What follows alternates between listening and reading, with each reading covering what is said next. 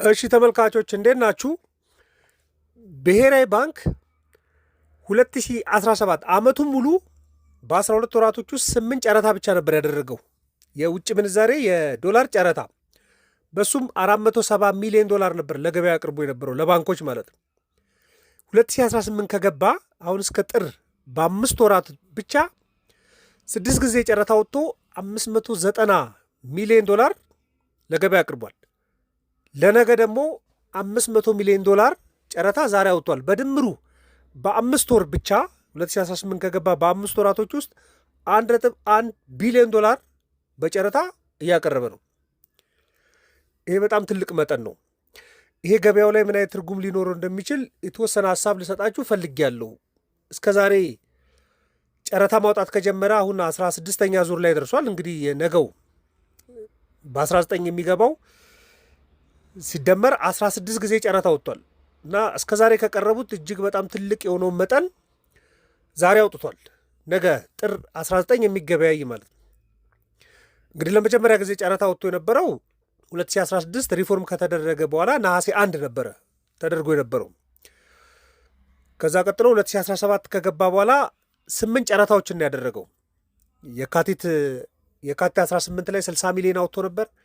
መጋቢት 23 ላይ 50 ሚሊዮን፣ መጋቢት 23 2017 ላይ ነው በየ15 ቀኑ ጨረታ እንደሚያወጣ ወስኖ የነበረው። እንደምታስታውስ ልዩ ጨረታ ነበረ። ሶስተኛው ዙር ጨረታ ሲወጣ መጋቢት 23 2017። ከዛ ሚያዝያ 8 70 ሚሊዮን አውጥቶ ነበረ። ሚያዝያ 28 ላይ 60 ሚሊዮን አውጥቶ ነበር። ከዛ ግንቦት 13 50 ሚሊዮን አውጥቶ ነበር። ስድስተኛ ዙር ሰባተኛ ዙር ግንቦት 28 ላይ 50 ሚሊዮን አውጥቶ ነበረ።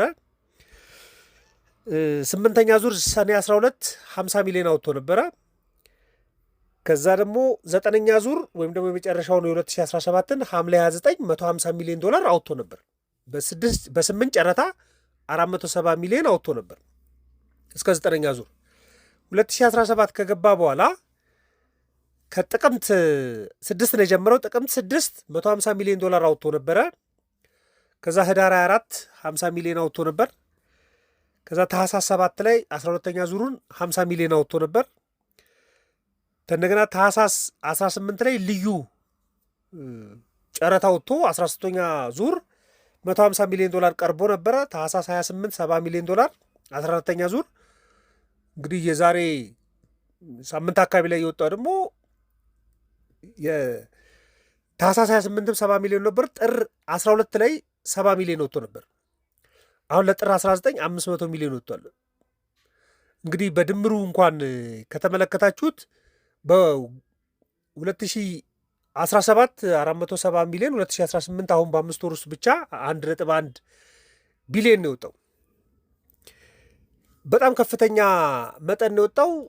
ይሄ ምን ኢምፓክት ሊኖረው እንደሚችል የተወሰነ ሀሳብ ልንሰጥበት እንችላለን። ደግሞ በቀጣይ ደግሞ ለማውጣትም ያቀረበው መጠን አለ። በቀጣይ በ2 ወር ከግማሽ ውስጥ ማለትም አሁን ጥር 19 ከወጣ በኋላ ጥር 26 ድጋሚ 70 ሚሊዮን ይወጣል የሚል ፕሮግራም ወጥቷል። ደግሞ የካቲት 10 ላይ 70 ሚሊዮን በቀጣይ ማለት ነው። የካቲት 24 ላይ 70 ሚሊዮን፣ መጋቢት 8 ላይ 70 ሚሊዮን፣ በድምሩ 280 ሚሊዮን ከአሁን በኋላ በ2 ወር ከግማሽ ለማውጣት እቅድ ይዟል። አሁን በጣም ከፍተኛ የውጭ ምንዛሬ ለገበያ እያቀረበ ነው ብሔራዊ ባንክ። ስለዚህ አሁን ምንዛሬ ባለበት ለማቆም ፍላጎት እንዳለው ነው የሚያሳየው ይሄ። ምክንያቱም በተከታታይ ታህሳስ እንኳን ከገባ በኋላ ተደጋጋሚ ጨረታዎች እየተከናወኑ ነው ከፕሮግራሙ ውጭ። ለምሳሌ ታህሳስ 7 ላይ 12ኛ ዙር 50 ሚሊዮን ከወጣ በኋላ ታህሳስ 18 13ኛ ዙር ተብሎ 150 ሚሊዮን ወጥቶ ነበር። እንደገና ታህሳስ 28 ደግሞ ለሶስተኛ ጊዜ 14ኛ ዙር ተብሎ 70 ሚሊዮን ወጥቶ ነበር። ከዛ ጥር 12 15ኛ ዙር ወጥቶ ነበር 70 ሚሊዮን ወጥቶ ነበር። አሁን ጥር 19 500 ሚሊዮን። በአንድ ወር ውስጥ እንኳን ከ200 ሚሊዮን ዶላር በላይ በጨረታ ወጥቷል። እና ዋጋውን ከተመለከታችሁት ታህሳስ 7 በወጣውና ጥር 12 በወጣው መካከል ያለው ልዩነት 1 ብር የሚሞላ አይደለም። በቃ እዛው 154 ብር አካባቢ ላይ እየተጫወተ ነው ያለው። ስለዚህ በአንድ ወር ውስጥ 1 ብር እንኳን ዲፕሪሼት አላደረገም ዌት አቬሬጅ የሚባለውን ፕራይስ ከተመለከትም ማለት ነው። ስለዚህ ከፍተኛ በጨረታ ከፍተኛ መጠን ወደ ገበያ እየለቀቀ ነው። ለምንድን ነው ከተባለ ያው የሚገመቱ ምክንያቶች አሉበት። አንደኛው ገበያው ላይ ያለውን እጥረት ያው ለማስተካከል ነው። አንደኛው ፕላን የሚሆነው እሱ ነው። በተለይ 15ኛ ዙር ጨረታ በወጣ ጊዜ ባንኮች 70 ሚሊዮን ዶላር ቢቀርብም ነገር ግን ፍላጎት ሲያሳዩ 94 ሚሊዮን ዶላር ነው ለጨረታ ያስገቡት። ስለዚህ 70 ሚሊዮን ቢቀርብም ግን ምንፈልጋለን ያሉ 94 ሚሊዮን ነው። እሱ ደግሞ 70 ሚሊዮን ብቻ ስለቀረበ እንጂ ፍላጎታቸው ቢታይ ከዛ በላይም ሊሆን ይችላል። ግን በ15ኛ ዙር ጨረታ ብሔራዊ ባንክም በመረጃ ወጣው ምንድን ነው የ20 ሚሊዮን 24 ሚሊዮን ዶላር በፍላጎትና በአቅርቦት መካከል ልዩነት እንዳለ ቢያንስ ሳምፕሉን ተመልክቷል። ስለዚህ ይሄን ልዩነት ለመድፈን ይሄን ከፍተኛ መጠን ጨረታ እንዳወጣ ማሰብ ይቻላል። ስለዚህ በአንድ ወራቶች ውስጥ በየሁለት ሳምንቱና ከሁለት ሳምንት በታች ባለው ውስጥ ከ70 ሚሊዮን እስከ 150 ሚሊዮን ሲያቀርብ 154 ብር ላይ አማካይ ዋጋው ቆሟል እሱ። ስለዚህ የብር ዋጋ 154 አካባቢ ላይ እንደሆነ ብሔራዊ ባንክ እንዳሰበ ነው የሚሰማኝ። ስለዚህ ከፍተኛ መጠን ነው ከተጠየቀው መጠን በላይ በአንዴ ከቀረበ ትልቅ መጠን ወደ ንግድ ባንኮቹ ስለሚገባ እንደው በነገው ጨረታ እንኳን የምንጠብቅ በጣም ብዙ መጠናቸው ከፍ ያለ ባንኮች ይኖራሉ። ግን ዋጋ ከ154 የሚበልጥ አይሆንም። ከ154 በታች እንደውም ሊሆን ይችላል። በ15ኛ ዙር ጨረታ ዝቅተኛ ዋጋ የቀረበው 153 ነበር፣ ከፍተኛ 154 ነው። ለዛም 70 ሚሊዮን ብቻ ቀርቦ አሁን ደግሞ 500 ሚሊዮን ቀርቦ የባንኮች ቁጥር ምናልባት ከፍ ሊል ይችላል ትልቅ መጠን ስለሆነ። ነገር ግን አማካይ ዋጋው ከ154 ብር በታች የመሆን እድል አለው፣ ወይም ደግሞ 154 ብር ላይ ሊቆም ይችላል። ስለዚህ ብሔራዊ ባንክ ማሳየት እየፈለገ ያለው በቂ መተማመኛ መኖሩን ለገበያ ማሳየት እየፈለገ እንደሆነ ማሰብ ትችላላችሁ። ምክንያቱም ዝም ብሎ 500 ሚሊዮን ሊወጣ አይችልም ለጨረታ ማለት ነው። አመቱን ሙሉ 2017 እንኳን ያቀረበው 470 ሚሊዮን ነው። አመቱን ሙሉ አጫርቶ ማለት ነው። አሁን ደግሞ በአንድ ቀን ውስጥ 500 ሚሊዮን ማቅረብ በቂ መተማመኛ እንዳለው ለገበያው ማሳየት ፈልጓል፣ ወይም በቂ መተማመኛ ይዟል ማለት ነው ብሔራዊ ባንክ። ሁለተኛ ደግሞ ያሳዩትንም ፍላጎትም ለመሙላት ነው። ክፍተት አሳይተው ነበር ባንኮች 70 ሚሊዮን ቢያቀርብም 94 ሚሊዮን አቅርበዋል። ኦቪየስ ነው፣ ክፍተት መኖሩ ይታወቃል።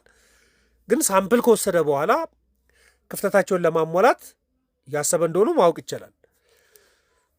ሶስተኛው እሑድ ዕለት የተወሰነ ውሳኔም አለ። ትናንትና በተለይ ባንኮች የጉምሩክን ሂሳብ የምንዛሬ መጠን እንደ ሪፈረንስ እንዲጠቀሙ እሱን እንዲጠቀሙ ትናንት መመሪያው ትእዛዝ ወጥቶ ነበረ። እሱ ትእዛዝ ምናልባት የነጋዴው ላይ ያዝ የሚያደርግ አይነት ባህሪ ሊኖረው ስለሚችል ነጋዴዎችን ለማነቃቃትም ሊሆን ይችላል። ደግሞ ባንኮች የኤልሲ ጥያቄ ሲቀርብላቸው እሱን መልስ እንዲመልሱ እኛ እሑድ ከተወሰነ በኋላ 500 ሚሊዮን አሁን መውጫው አልነበረም። ጥር 26 ነበር የሚጠበቀው። ጥር 26 16ኛ ዙር ጨረታ 70 ሚሊዮን ዶላር ይወጣል ተብሎ ነበር ይጠበቅ የነበረው። ነገር ግን ሳምንት ቀደም ብሎ አሁን እየወጣ ነው ያለው። ስለዚህ ለኢምፖርት የሚፈለገውን ባንኮች ማቅረብ እንዲችሉ ለማገዝ እንደሆነ ነው እኔም አስበው።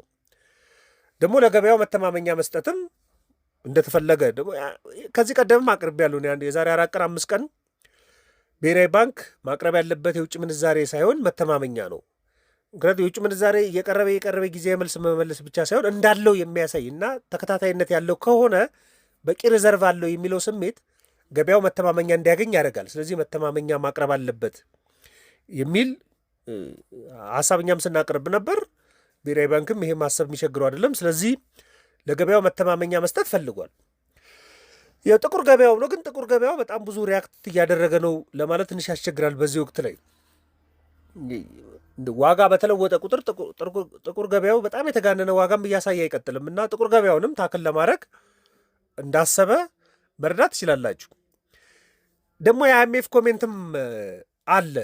በቃ ይሄ ትክክለኛ ገበያውን የመጠነ መሆን እንዳለበት የአይኤምኤፍም 4ኛ ዙር ግምገማ ላይ እሱ ሀሳብ ነበረ። ዓለም አቀፍ ልምዶችን በመከተል ኢንተርቬንሽን መሆን ያለበት የብሔራዊ ባንክ ጣልቃ ገብነት መሆን ያለበት በምንዛሬ ገበያ ላይ ጨረታ ብቻ ነው የሚል አንድ ሀሳብን ቀርቧል። ስለዚህ ጨረታው ላይ ትልቅ አቅም ይዞ መምጣት ፈልጓል ብሔራዊ ባንክ። እሱንም ለማድረግ ነው። ግን እኔ በዋናነት ብሔራዊ ባንክ እንዳሰላ የሚሰማኝ ደግሞ በዚህ ሊያሳካው የሚችለውም ነገር እንደሆነ ማስበው ምንድን ነው፣ አንድ የአሜሪካ ዶላር የሚመነዘርበትን እዚህ 154 ብር አካባቢ ላይ ማቆም ፈልጓል። አንድ ወር ሙሉ እየጨመረ አይደለም። ጨረታ በመጣ ቁጥር ያሳያል ተብሎ ሀገሪቷ ላይ ያለውን ዋጋ በአማካይ ያሳያል ተብሎ የሚታሰበው የጨረታ ዋጋ ነው። ስለዚህ የጨረታ ዋጋው 154 ላይ እንደውም ዝቅም ያለበት ጊዜ ነበር 154 ብር ከ92 ሳንቲም ነው። ስለዚህ እዛ አካባቢ ላይ እንዲቆም እንደፈለገ አስባለሁ። በቃ ትክክለኛ ቦታው 154 ብር ነው ብሎ ካሰበ ርብርብ ማድረግ ፈልጓል። ከፍተኛ መጠን እያቀረበ 154 ብር ላይ እንዲቆም፣ ከዛ በኋላ ነው ዝቅ ዝቅ እያለ ሊመጣ የሚችለው እንጂ የመጀመሪያ ስቴፕ የሚሆነው ማቆም ነው። ስለዚህ የአንድ ወር ኤክስፒሪያንሱ የሚያሳየው እዛ አካባቢ ላይ ማቆም እንደቻለ ነው። ስለዚህ ተለቅ ባለ ገንዘብ 154 አካባቢ ላይ ማቆም እንደፈለገ ነው የማስበው። በውጤቱ ትልቅ አይነት አቅርቦት ስለሆነ ለውጡ ይኖራል ብዬ አስባለሁ። ቢያንስ ማቆም የሚችል መጠን ነው ብዬ ነው እኔ የማስበው። ከገበያ ላይም በጣም ትልቅ መጠን ገንዘብ ይሰበስባል። ለምሳሌ የ15ኛ ዙር 154 ብር ከ92 ሳንቲም ነው የሆነው አንድ የአሜሪካ ዶላር። ስለዚህ አሁን 500 ሚሊዮን ዶላር ሊቀርብ ነው። ይህም ብናባዛው 74 ቢሊዮን ብር ከገበያ ይሰበስብበታል። እንግዲህ ዋጋነትን ለመከላከልም ካለው ፕላን አንጻር 74 ቢሊዮን ብር በአንድ ቀን ውስጥ ከገበያ መሰብሰብ በጣም ትልቅ ነው። ባንኮች ችለው ይህን በሙሉ 500 ሚሊዮን ዶላሩን መቀበል የሚችሉ ከሆነ፣ ምናልባት ከአቅማቸው በላይ ከሆነ 500 ሚሊዮኑን ላይቀበሉት ይችላሉ። ብሔራዊ ባንክ ምን መተማመኛ ያገኛል ማለት ነው? አይ በቃ ገበያው ላይ ያለው ፍላጎት ከአቅርቦቱ ጋር ኢኩሊብረም መጥቷል የሚል መተማመኛ እንዲያገኝ ሊያደርገው ይችላል። ግን ችለው ይሄን 500 ሚሊዮን ዶላር በሙሉ የሚወስዱ ከሆነ 74 ቢሊዮን ብር ከገበያ ይሰበስባል። በባለፈው አማካይ ብቻ ከወሰድ ነው ማለት ነው። ስለዚህ ለገበያው ትልቅ አይነት ምልክት የሚሰጥ እንደሆነ እኔ ይሰማኛል። ወደ 154 ብር ያልበለጠ ዋጋ ነው ነገ ሊሆን የሚችለው። የባንኮች ቁጥር ግን ከፍ ሊል ይችላል። ምክንያቱም በጣም ከፍተኛ መጠን ስለቀረበም አሁንም ገበያው ላይ የውጭ ምንዛሬ ፍላጎት ሊኖር ስለሚችል ከጉምሩክ ውሳኔ በኋላ የእነሱን ሳትስፋይ ለማድረግ እንደሚሆን አስባለሁ። እኔ ብሔራዊ ባንክ ጥሩ ውሳኔ ወስኗል ብዬ ነው። በቃ ገበያው ላይ ትክክለኛ ሂት የሚያደርግ ውሳኔ ወስኗል ብዬ ነው የማስበው። ነገ የጨረታው ዋጋ ሲወጣ የተወሰኑ ሀሳቦችን እንለዋውጣለን። ለነበረን ቆይታ በሙሉ ከልብ አመሰግናለሁ። መልካም ቀን።